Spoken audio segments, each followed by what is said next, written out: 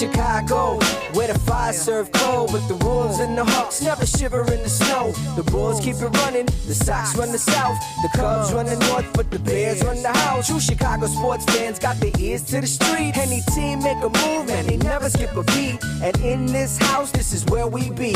Welcome to the show with E-Roc and Big-Z.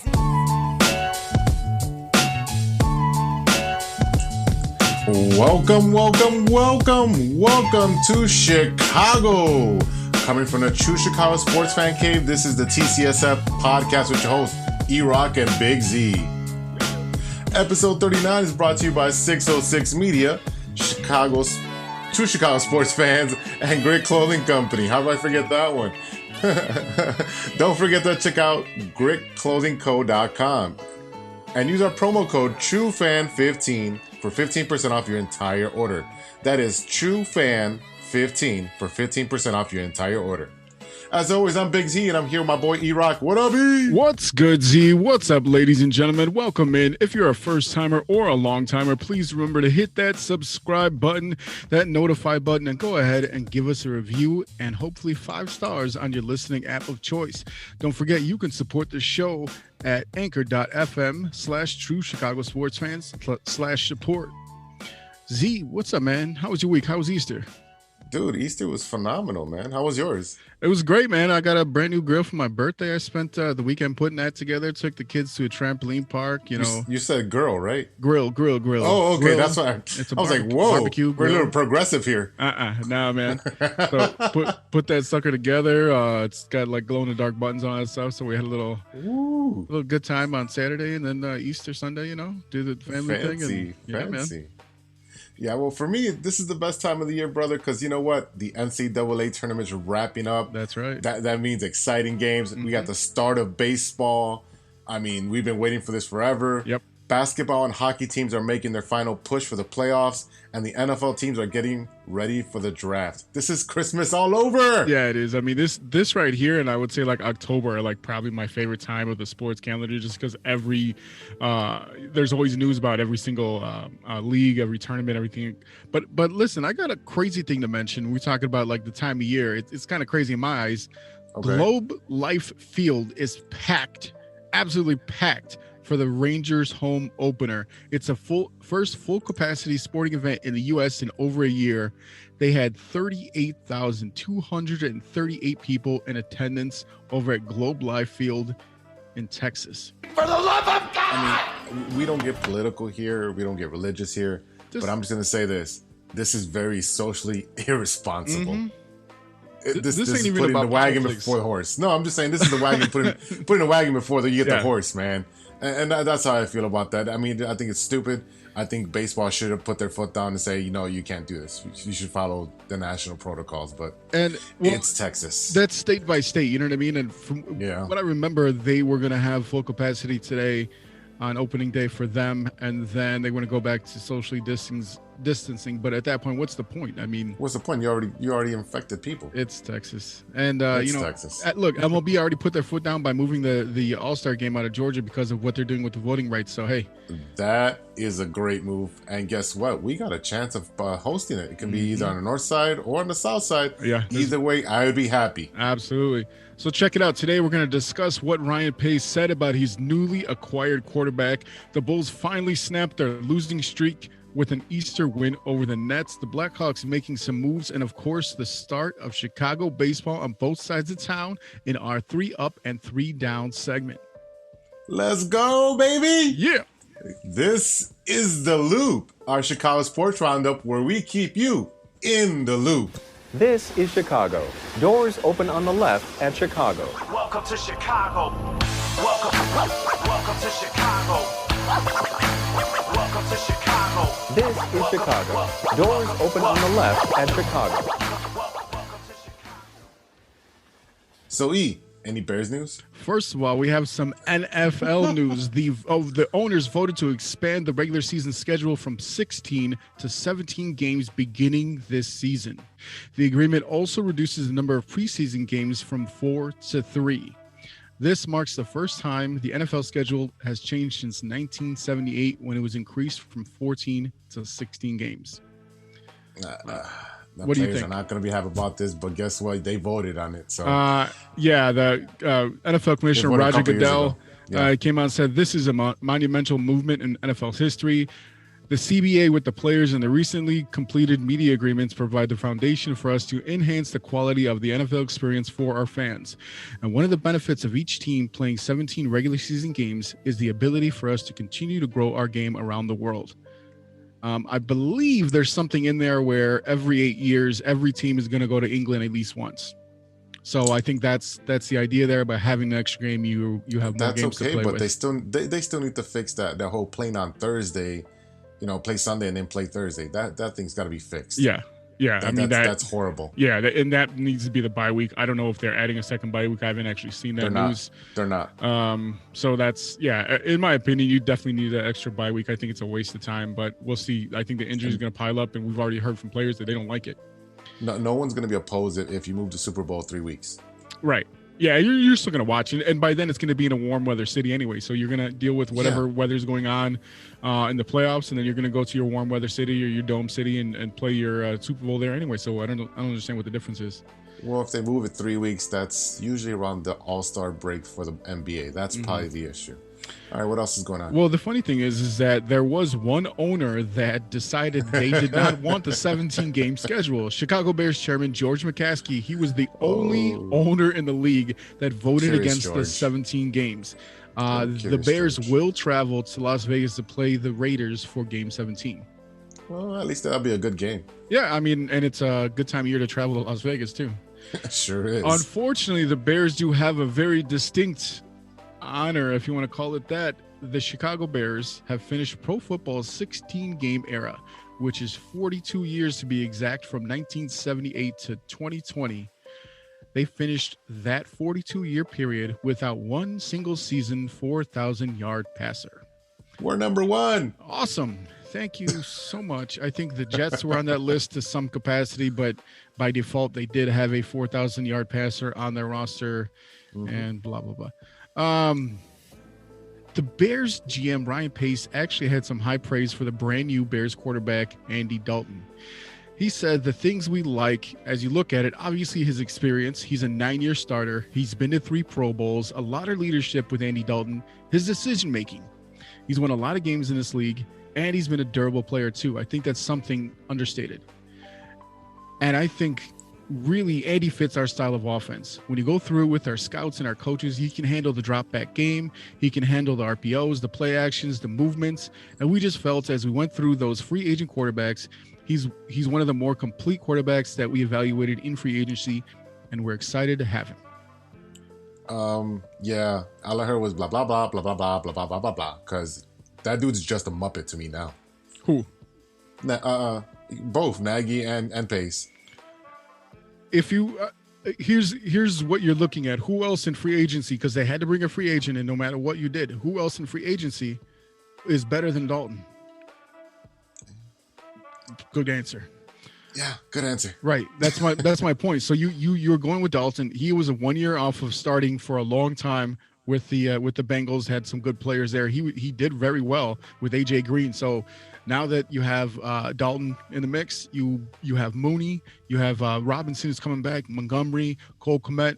Let's see if he can, actually throw to the weapons that we're having here, and hopefully they can draft and develop a quarterback, and Andy Dalton can be part of that process. Well, at least one of us is going to be an optimist here. I mean, hey, but there was something very interesting that came out. The Bears have a brand new play caller, and it's our very own Matt Nagy. The laser show is over. So yeah, it looks like Nagy's going to be providing the red rifle with the proverbial bullets for the foreseeable future. Oh man, this is going to be a huge mistake again. I don't think so. I mean, I think what this is, so Eric Lambert, I think he's from Sports Mockery. He was on Twitter, and he said that the fact that Nagy decided to resume play calling is a clear message that he always felt it was Trubisky who was the problem. There was other quarterbacks in there, and it was the same thing, same product. With Nagy, absolutely not. He had the 2 backups. Foles? Yeah, They're backups, but the backups are pretty much like the coach. They know the playbook inside and out, right? Well, what I'm saying is that Trubisky, as a starter with 3 years with Nagy, is where you're. Obviously, he didn't like him. That's just what it is. And I've been saying it over and over. Yeah, we Nagy knew that. said he didn't like. He basically came out and says, "Hey, I don't like that guy." Anyway, Yeah. this is going to be an interesting draft. There's a lot of movement going on. We'll see if the Bears can be able to get actually a quarterback who's going to make a difference in this draft. Yeah, hopefully they can move up and draft a quarterback in the top 10. We'll see, They're man. gonna make some moves. All right, man. Tell me what's going on at the Madhouse on Madison with the Blackhawks. Oh man, tons of stuff, man. The Blackhawks traded forward Brad Morrison to the Panthers to reacquire 2012 Hawk draft pick Vinny. Oh crap! Hinostroza. Hinostroza. Yep. Hinostroza was originally drafted by Blackhawks in the 6th round of the 2020 NHL draft. In parts of 3 seasons with the Blackhawks, in the Bartlett, Illinois native tallied 13 goals and 26 assists in 106 games with the team. After leaving Chicago, Vinny found his stride, having his best career season in Arizona in 2018-2019 with the Coyotes. Hinostroza played 72 games, scored 16 goals, and added 23 assists, which were all career best. Yeah, I mean he was decent with the Blackhawks when he first came up. He got switched over to the Coyotes, and he played pretty well. He's a veteran. He's another veteran. He's another guy. Forward. The Hawks love bringing back guys that were on their squad like 5-6 years ago. I don't know if they're trying to bring back some magic or whatever is going on there, but they're trying to bring veterans because they want veterans on all the lines that are aggressive and able to score. And that's kind of been their issue, that they know their defense isn't that great, so they know they got to put up points. Exactly. All right. Yeah, the Hawks will now face the Stars this week and the Blue Jackets. I hate Ohio. This week, after falling to the Predators and the Hurricanes. I mean, the Predators and Hurricanes are always, tough teams to play against. So yeah, I mean they're in a tough part of the schedule because we talked about it before. The way that they had to set the schedule due to COVID, they kind of got lopped together where they're playing the same team a bunch of times, and unfortunately, it was when they were playing the Preds. Yeah. All right, man. What's going on the other side of the building with the Chicago Bulls? Just like you alluded to earlier in the beginning of the show, the Bulls gave everybody an Easter present. Mm-hmm. They didn't lay an egg this time. How about that? They have risen. They have risen. The Chicago Bulls' Nikolai Vucevic had a strong showing in his first game at the UC with 22 points, 13 rebounds, while Zach the Man LaVine led the team in scoring with 25. Mm-hmm. Satoransky boosted with the assist total with 11. He played very well. He played very well. And then he had some scoring. Thaddeus Young added 12 points. Man, that dude is Mr. Consistent. Mm-hmm. Pat Will, DePaul, had 11 points. And Daniel Tice. Yeah. The Tice, man. Yeah. He got 10 points, too. I like the way that kid plays, man. There's going to be, obviously, a learning curve. I mean, they lost 6 straight, but it'll take some time. And the thing is that, yeah, I mean, the thing is that look at the teams they're playing against when they're losing these games. You know what I mean? They were playing the West, right? So I mean, they're going out there, they're getting their butts kicked all over the place. We weren't expecting them, especially when you add that many pieces to your team that quickly. We weren't expecting them to go out and be world beaters. But I think Vuk has been playing really well. I think Zach LaVine is boosted up because now he feels like he has a legitimate player to play with, which I don't think he's had in his career, really. No, and the thing is that Zach's been playing hurt with that bum ankle. Right. And, so his scoring has been down because he wants to be in there. Yeah. Satoransky coming over and playing starting PG has been really good for, I think, even for Kobe White, because now you look at that unit they have coming off the bench. I mean, that's a strong unit. When you got Lauri Markkanen coming off the bench. Who? Larry? Yeah. Larry.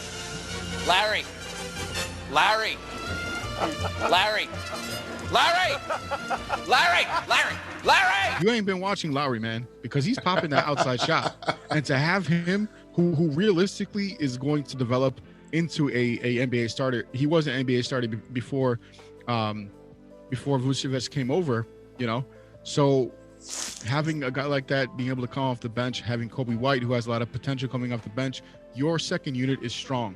So I'm glad to see, these guys getting in. Danny Tice coming over from Boston. I mean, he's a monster, bro. He just looks mean as hell. He blocked Rudy Gobert the other day. Yeah. I mean, these guys are actually playing very well. I'm really happy for this unit that way we just talked about. Mhm. Larry is going to be starting for a different team at the beginning of next year. So, Oh, it doesn't matter. but he can start for another team next year. That's all well and good. But my point is that realistically, he is a great player to have coming off the bench. Because if you're saying that he's going to be a starter next year, that means he's a starter this year. Okay. So, but your problem is that in the NBA, you're so top heavy with superstars that he's going to have to go to another developing team. It's not like the Lakers are going to start him because look who they have ahead of him. That's the problem with what he brings to the table. But he can definitely shoot, and if he has some confidence, I mean, I equate him as a Mitch, a young guy drafted early. If you get him some confidence, I think he can really do a good job in the NBA. Awesome. All right, we'll be right back with 3 up and 3 down. 2021 baseball is back, baby. We'll be back after a word from our sponsors.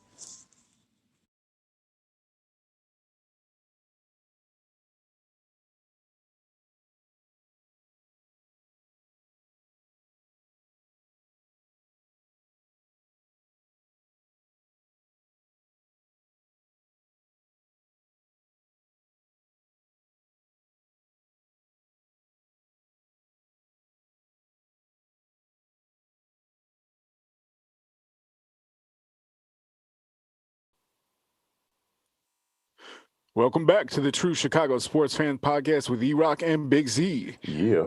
Our favorite time of the year is back, brother. Baseball season is here. This is 3 up and 3 down. I think I'll perplex him with my slow ball. 1, 2, 3 strikes are out. Z, what's going on the south side? Southside. White Sox news, baby. Anderson made an early exit from Sunday's game against the Los Angeles Angels, removed in the first inning with a hamstring tightness after he pulled up and looked like to be in some pain while running the first. Based on game opening ground. So he pretty much grounded the first and he pulled his hammy. Right and at was, the beginning of the game. Right, and it was precautionary. We just took him out. White Sox manager Tony La Russa said if Anderson, if he was ready to play on Thursday for the home opener, he would be very happy. But right now, doesn't sound as if Anderson will play during the Seattle series, and they're waiting for MRI results. So pretty much, they're going to do an MRI, see what happens, test him out, and hopefully he plays for the home opener. I mean, the thing is that we talked about before with the hamstring, man. That's something that can bother you all year long. All year, so brother. hopefully that's not the not the case. case here. Especially being a shortstop, you're right in your body all over. Those muscle twitches are so important for that position. Yep. All right. Point number 2. Good news for Yermin Mercedes. See, I can do that one. I can do that one just fine. Yeah. Okay. He went 8 for 8 with a home run playing DH for the White Sox. So I guess they found their DH. Sox are 14-0 versus lefties. So we're recording on Monday. And they're playing the lefty. Seattle's got a lefty pitching. I'm all jumbled up now after being after boasting that I knew was Yermin Mercedes. Yeah, you got off verklempt. Yermin Mercedes wins Player of the Week in the AL. I mean, it was a weekend already. Hey, we'll take it. Might have won Player of the Month at this point already. I mean, all right. What did you think? I mean, it was dope. I can't lie. I mean, I didn't get to see a lot of it because we were running around, but I mean, it was cool to sell. I didn't even understand the 8 for 8 at first because I saw it. I thought it was 5 for 5. I didn't even realize he came back the next day and got 3 for 3. So congrats to him. He's a rookie young kid. So, good for him, man. Yeah, he's a kid that stuck around, bounced around a little bit. And he was in the minor leagues for a while. And he was just raking, hitting over 300 in the minor leagues. And he's not a big dude either. Oh, well, he's a big dude. Well, he's wide, but he ain't tall. He's a very Pablo Sandoval kind of looking dude. Yeah. Eric Hosmer wins it for the NL San Diego Padres. I mean, surprise there, right? Yeah. All right, let's go to the bad news, right? Oh, man. I know where you're going to go with this once I say stuff. Bad news. Offense sucks, man. All this tout about this damn team and all these people that can hit, right? And they just sucked over the weekend. Besides Mercedes and Robert, no one's hitting. They were 0 for 19 with men in scoring position. Goodness gracious. Yeah. Oh, yeah. The defense was very Benny Hill-like on both teams. If you don't know who Benny Hill is, Google it. Here's the thing, though. I mean, like, You know, we are a very Latin-oriented show. Did they think this was soccer, bro? What's going on? They're booting the ball all over the place. What's Oh up? man. Hey, the Angels gave us 3 runs that way. Yeah, All right. well, Yeah. The pitching was so-so for the White Sox. The starting pitching was Okay. decent. You know, the guys went into the 5th and 6th inning. I think, you know, some of the pitchers were pulled a little bit early, but, you know, I can see it. It's the beginning of the year. There's no need to push these guys anyways. right. The bullpen did struggle, though. Giving up, you know, they gave up the walk-off on Sunday night and then gave up, you know, a couple of runs in the lead. I don't know if it's the bullpen or is it La Russa not managing the bullpen the way he's supposed to because he's not familiar with the guys and what they're able to do. Here's a thought, though. You think it could be nerves? Yeah. Because I mean, for the past like 2 years, the whole world in MLB been gassing these guys up. Yeah. You know, and most of these guys, remember, they're still rookies. Now you lost Eloy, so I mean, you know, I'll tell you this though. There was a very enjoyable moment for me that came out of all I this. knew this was coming. Okay. I didn't even So- put it in there. I knew it was coming though. So Robert and Tim Anderson see a ball go up, Yeah, it's a and pop they don't fly. Short and pop they don't fly. know where the ball gonna go down. So Tim Anderson starts going out. Robert's coming in. Tim Anderson peels off. Robert gets hit in the head right in the White Sox logo He missed and does the not ball catch the ball. Yeah, he missed it entirely. entirely. And my favorite part about all this is that when someone put the video on Twitter, Jose Canseco, who famously took a ball off the dome and bounced into the stands for a home run, Yeah. Jose Canseco just simply said, "Well done." That was my favorite moment of all of that. I got to give you a hard time because I feel like later that's on, fine. You know I feel what? like later on the Sox are happen going to be It's beating gonna up on happen on us. So your I side. mean, Yeah, woo! but you know what's funny is that us being a little older and our listeners are pretty much in our demographic. You know, the Right. 24 to the 49 demographic. You remember This Week in Baseball, right? That show on Saturday afternoons, right? Yeah.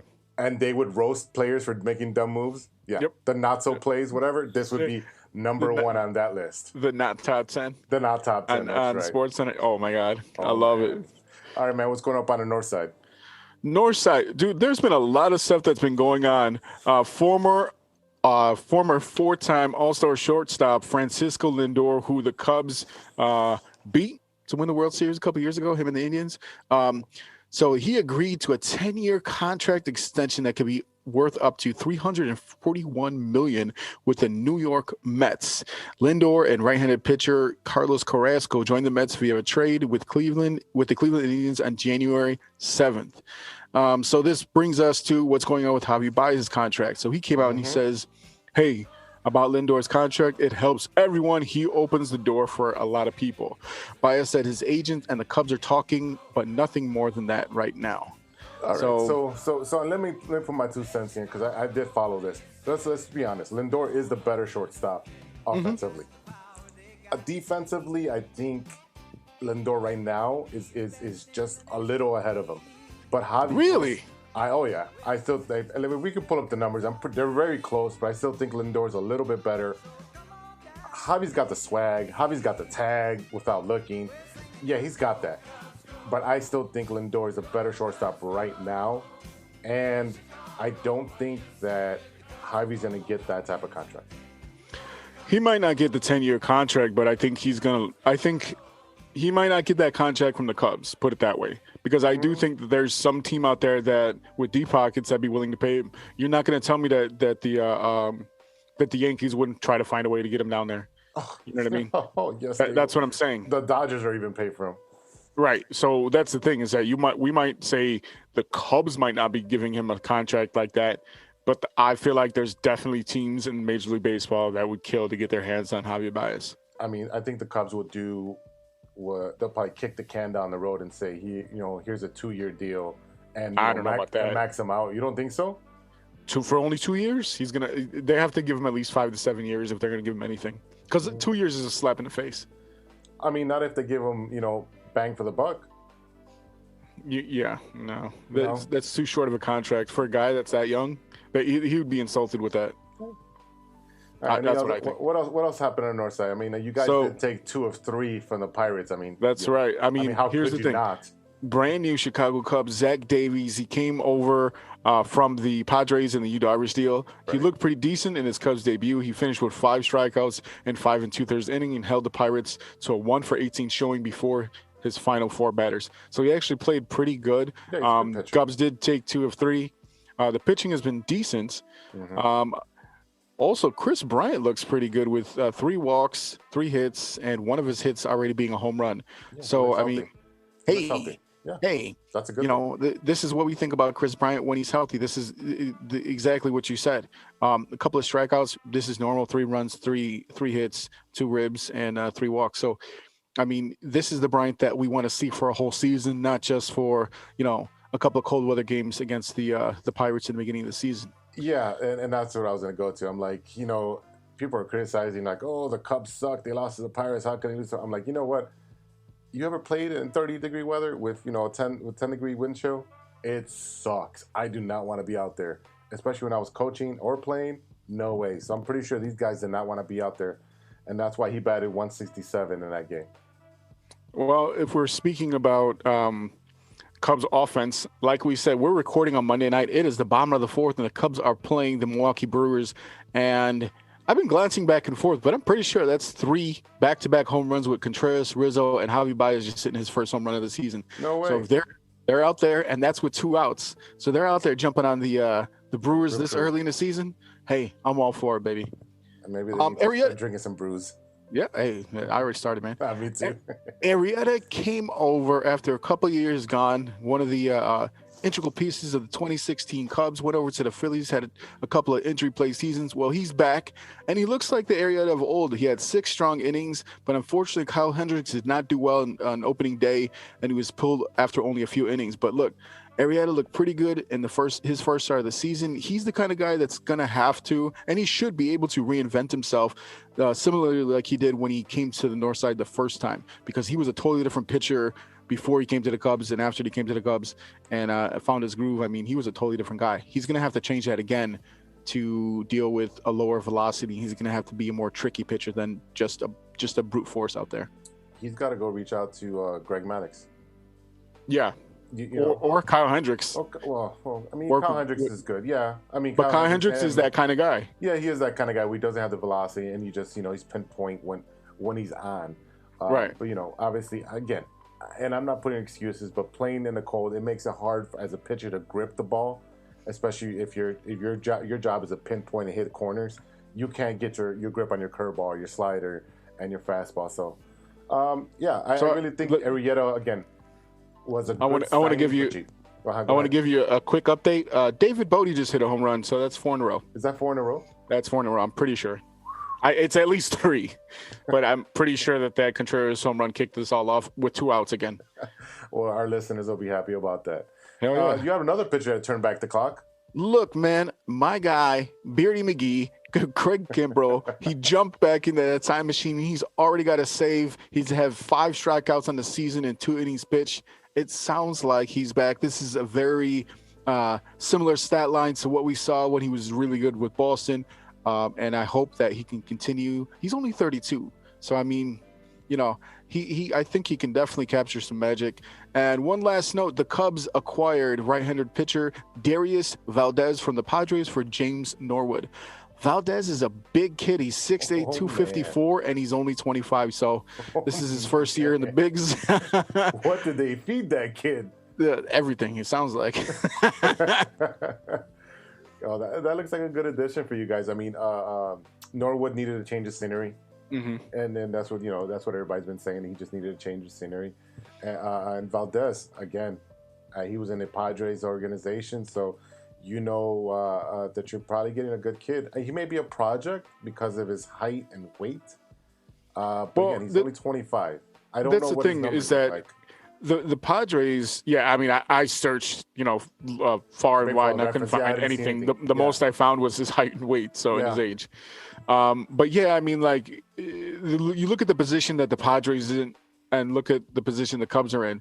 the Padres have way more use for a guy like James Norwood, who they don't have to rely on as much, who has a much better bullpen, and he's not going to have to carry, a pen and be one of the better players. Hopefully, Kimbrel is by far the better player as far as bullpen, but my guy Jeffress is still out there, I'm pretty sure too, so I wouldn't mind seeing him come back. Yeah, I mean, and I know everybody was hating yesterday because of no one likes Alex Rodriguez on the call. They think he's a good analyst, but when it comes to calling the game, he's brutal. And yeah, I agree. I'm with that, man. Yeah.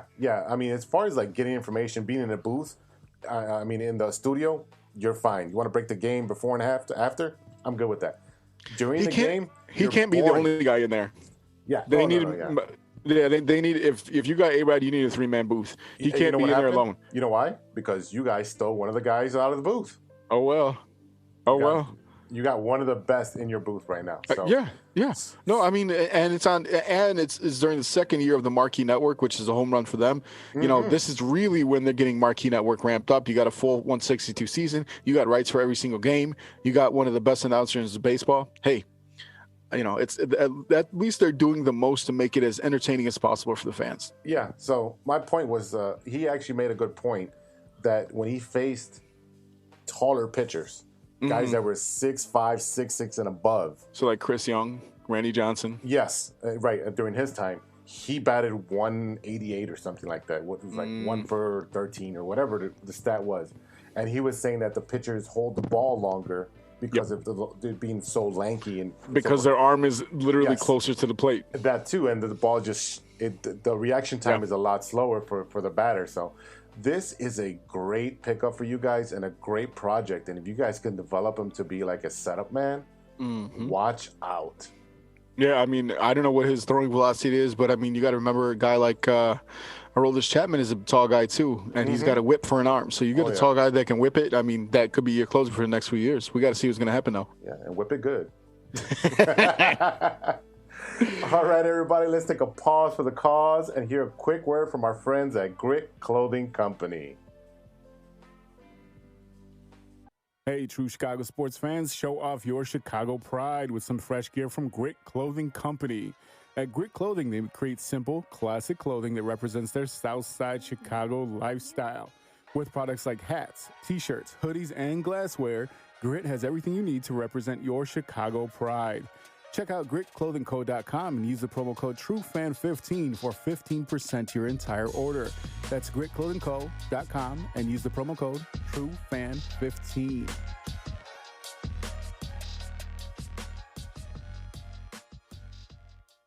Welcome back to the True Chicago Sports Fans Podcast with E-Roc and Big-Z. Yeah.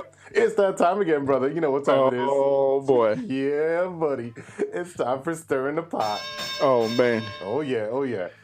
So I was thinking about, since theaters are opening up again, and, you go and you get your nachos and you get your drink, whatever it is. If you want to get an adult beverage, you can do that now at theaters.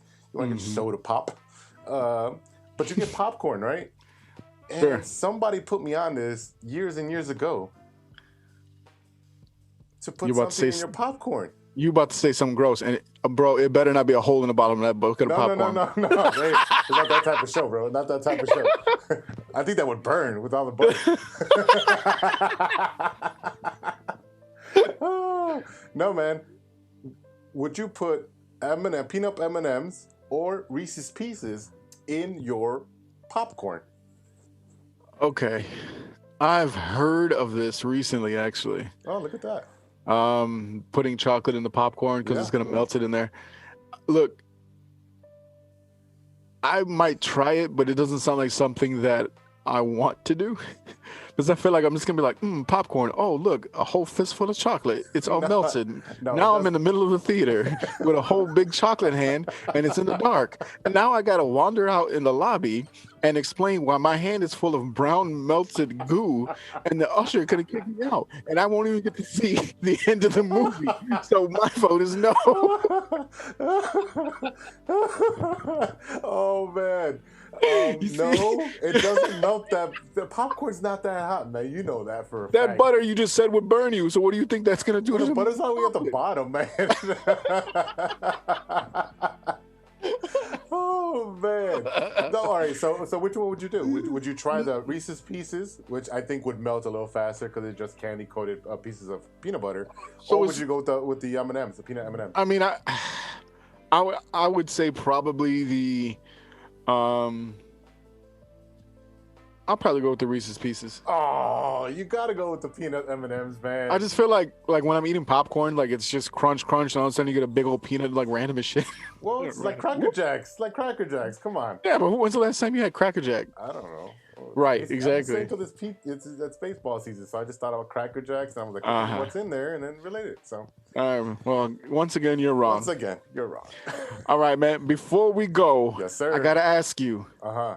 What you looking at? What are you watching that isn't sports? Well, it is sports related because it is sports entertainment. This is WrestleMania season. I'm telling you, this is my favorite time of year. Every sport's going on, and this is the Super Bowl of wrestling. WrestleMania. It's 2 days this time, right? Yeah. It was like last year was 2 days, and they taped it. They pre-taped it. This year, we're going to be with fans, and they moved the venue from, I believe, Los Angeles, where they would not be able to have it, to Tampa Bay, and they're building a set there, and they're going to have fans, limited fans, but again, 2 days, 1 day for SmackDown, and 1 day for Raw, but this is the next 5, 6, 7 days, next week, pretty much starting today, because today's Raw, and then tomorrow is NXT, and then so forth and so forth. So you have a whole week of build-up to finish off what you think is going to happen. Then you have your 2 days of WrestleMania. You also have your Hall of Fame. Kane and RVD are headlining the Hall of Fame, and you know those guys. Absolutely. You watched the Attitude Era. Rob Van Dam. But I love Rob Van Dam. He was cool. He was cool. But yeah, I mean, WrestleMania. This is, like you said, it's the Super Bowl of wrestling. I mean, this is, you think about like Andre the Giant and Hulk Hogan and like just the most amazing. Like I don't watch a ton of wrestling. I watch when the big events come on. We just talked about this WrestleMania, SummerSlam, Royal Rumble, the bigger events, Survivor Series. So that's when we'll get together and we'll sit around and we'll watch wrestling. And even if you don't know what's really going on, I mean, it's just fun to watch these, behemoths just beating the crap out of each other, even if you think it's scripted or not real or whatever. It's still fun. It's scripted. It's real. I mean, these guys do get beat up. It's pretty brutal. But your boy is actually going to have a match. Really? Bad Bunny, baby. Oh. Here I come. Here I go. Acapurria. Have you seen my chair? He's going to try to smack somebody with it. Some 3-day-old acapurria. Yeah, he's going to eat some acapurrias and beef up. And some mofongo and some salchichon. He's gonna have all that. He's actually fighting the Miz, and I know you know the Miz is too. So I haven't watched. Obviously, we're recording while Raw's going on. But last week they had a confrontation, and Bad Bunny literally took a shot at the Miz at the face, closed fist and all. He actually got him. He got him good. Okay, Bad Bunny got some moves. Yeah. I don't think he was aware that he's supposed to open his hand. Hey, maybe he just really doesn't like the Miz like most people. If that's the case, the Miz is doing his job, brother. Oh, man. All right, let me tell you about what I was watching. Actually, if you're not familiar with this is a great movie. It came out on Netflix last year. It's called Ma Rainey's Black Bottom. Chadwick Boseman just posthumously won the Screen Actors Guild Award for Outstanding Performance by a Male Actor in a Leading Role in a Motion Picture. He also won the Golden Globe for Best Actor for his role. And also Viola Davis won Outstanding Performance by a Female Actor in a Leading Role in a Motion Picture. So, I mean, this is an amazing story. This is got Chicago ties. If you're not familiar with the synopsis of the movie, they describe it as tensions rise when trailblazing blues singer Ma Rainey and her band gather at a recording studio in Chicago in 1927. I mean, it's a great movie. If you haven't done so, do yourself a favor. Go on Netflix, look for Ma Rainey's Black Bottom. You won't be disappointed. That's what I've been watching for, man. Oh man, I'm excited to go watch it. Yeah, I mean it's just one of those where I could watch it over and over again. You know what I mean? So okay. I'm just glad that that Chadwick is getting all his flowers. Unfortunately, he passed away, but I'm glad he's still getting recognized for what he's been doing, man. I mean, the kid didn't make a bad movie, man. No, Not one. No. He played Jackie like Robinson. He was, no, he played Giants of the game. I mean, he was Black Panther. Yeah, he was Black Panther too. Yeah, You know what I mean? So I played James Brown too, man. James Brown. Hey, Yeah, that's it. Yeah. too hot for the hot tub. Oh, wrong guy. All right, man. Let's get out of here. I'm getting silly. All right, y'all. That is it for today. Thank you so much for listening. A big thank you to our sponsors, 606 Media, True Chicago Sports Fans, and Grit Clothing Company. Don't forget to check out gritclothingco.com and use our promo code TrueFan15 for 15% off of your entire order.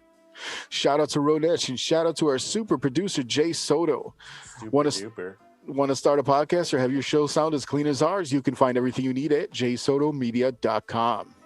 And don't forget to check us out on social media. You can find us at True Chi Fans on Twitter. That's at True CHI Fans on Twitter and on TikTok. Find us on Facebook, Instagram, YouTube, Spotify, and reach out to us on our email. We want to hear from you. Your TV and movie recommendations, your stirring the pot ideas. Reach us at truechicagosportsfans@gmail.com.